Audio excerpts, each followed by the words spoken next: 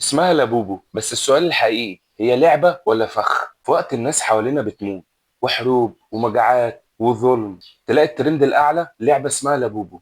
انت متخيل؟ لعبة شكلها غريب مش مفهومة، بس الناس بتشتريها بآلاف الجنيهات. ليه؟ لأنها مقفولة وممكن يطلع جواها نسخة نادرة تتباع بفلوس. أهو الناس بتتصور وهي بتفتحها وكأنها بتكتشف كنز، وتيك توك مولع والناس نسيت الحياة ونسيت الواقع. بس تعالى لحظة كده، هو احنا فين؟ مش احنا عايشين في وقت كله أزمات؟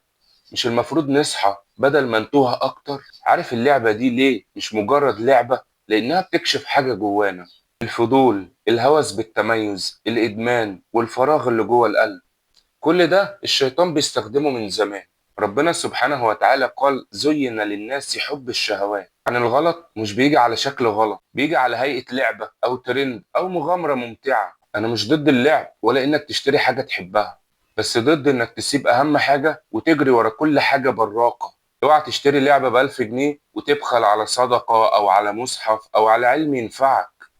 الدنيا مش سباق على ترند جديد، احنا في السباق حقيقي.